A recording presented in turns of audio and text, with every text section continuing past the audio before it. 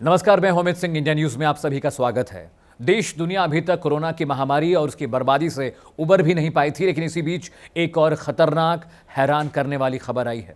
खबर यह है कि अजरबैजान और आर्मेनिया के बीच जारी जंग के हालात इस कदर खराब होते जा रहे हैं कि राजनीति के जानकार, अंतर्राष्ट्रीय मामलों के जानकार ये कहते हैं कि ये सारे हालात कहीं ना कहीं तीसरे विश्व युद्ध की तरफ इशारा कर रहे हैं।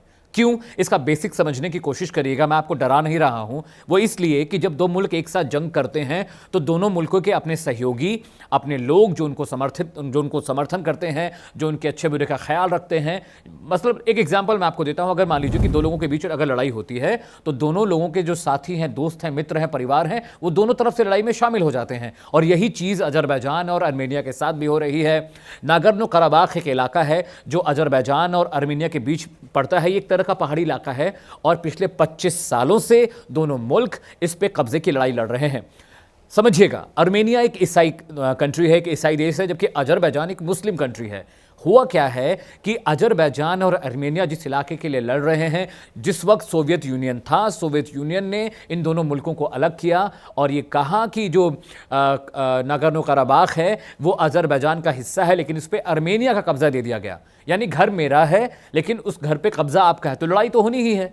अब क्या हो रहा है कि अजरबैजान और आर्मेनिया की लड़ाई में कुछ मुल्क हैं जो इसका फायदा उठाना चाह रहे हैं, जो आग में घी का काम कर रहे हैं। पाकिस्तान ने कहा और तुर्की ने कहा कि हम अजरबैजान के समर्थन में हैं, और अगर अजरबैजान ने कहा तो वो सेना भेजेंगे। पाकिस्तान ने कहा कि सेना हम भी भेजेंगे, लेकिन सूत्रों के हवाले से मिलिट्री इंटेलिजेंस ये कहता है कि पाकिस्तान सेना नहीं बल्कि सीरिया जैसे इलाकों में सक्रिय आतंकवादियों को अजरबैजान की मदद के लिए भेज रहा है। अब सोचकर देखिएगा कि एक तरफ सैनिक लड़ रहे हैं, एक तरफ आतंकवादी लड़ रहे हैं, तो लड़ाई इन दोनों मुल्कों की है, लेकिन फायदा तुर्की और पाकिस्तान जैसे मुल्क उठाएंगे। असल में इसके पीछे मंशा क्या है वो आप समझिए। तुर्की चाहता है कि वो अजरबैजान में एक सैनिक अड्डा बनाए, और सैनिक अड्डा बनाने के लिए इससे बेहतर वक्त होगा नहीं। यानी आप मुसीबत में हैं तो आपको मुसीबत से निकालने के पहले मैं सैनिक भेजूंगा आपके पास, और फिर मेरे वो सैनिक हमेशा के लिए उस इलाके में, उस देश में रह जाएंगे। ये तो तुर्की की मंशा है। पाकिस्तान क्यों सपोर्ट कर रहा है? क्योंकि पाकिस्तान भी जानता है तमाम मुद्दे, जैसे कश्मीर का मुद्दा हो गया, आतंकवाद का मुद्दा हो गया, अंतर्राष्ट्रीय ट्रीटीज हो गई, इन सब पे पाकिस्तान की नाफरमानी, उसकी बेहुदगी को तुर्की सपोर्ट करता है। और इसीलिए जो तुर्की करना चाहता है, पाकिस्तान भी उसका पिछलग्गू बनके, उसका ट्रम्पेट बनके उसकी बीन बजा रहा है।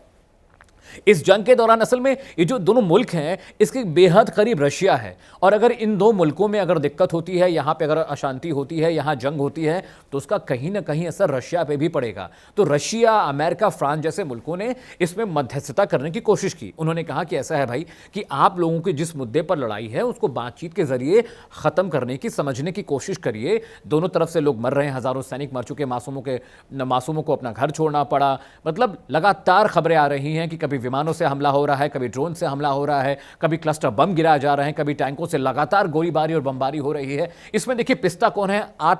जो आम आदमी है वो पिसता है। जब दो मुल्कों के बीच जंग होती है, पैसा बर्बाद होता है, उसके बाद रिसोर्सेज बर्बाद होते हैं, उस मुल्क की आर्थिक हालत ख़राब हो जाती है, वहाँ का सिस्टम फेल हो जाता है और लोग खाने पीने के लिए मोहताज हो जाते हैं। इसीलिए अंतर्राष्ट्रीय कम्युनिटी इसमें घुसी और उसने कहा कि ऐसा है कि 25 साल से जो जंग जारी थी उसमें 1994 में युद्ध विराम हुआ, 80 के दशक में, 90 के दशक में अजरबैजान और आर्मेनिया खूब लड़े, उसके बाद 1994 में शांति विराम हुआ। तो अमेरिका, रूस और फ्रांस ये कहते हैं कि ऐसा है कि जिस तरह की जो पहले की स्थिति थी, जो पहले डीएस्केलेशन था, वैसे आप लोग बातचीत के जरिए इस चीज़ को समेटने की और सुलझाने की कोशिश करिए। लेकिन अजरबैजान भी अड़ा हुआ है और तुर्की उसके समर्थन में खड़ा हो गया है। आर्मेनिया ने कहा है कि हम जब तक नागोर्नो कराबाख इलाके पर कब्जा नहीं कर लेते, जब तक मुस्लिम समुदाय को वहाँ से खदेड़ नहीं देते, हम जंग नहीं बंद करेंगे। अब देखिए, जब हर मुल्क एक दूसरे का पक्ष लेना शुरू करता है तो वो उसकी तरफ से बातें करता है, बयान देता है और कभी कभी साथ में लड़ाई के लिए भी तैयार हो जाता है। यानी ये ध्रुवीकरण हो जाएगा।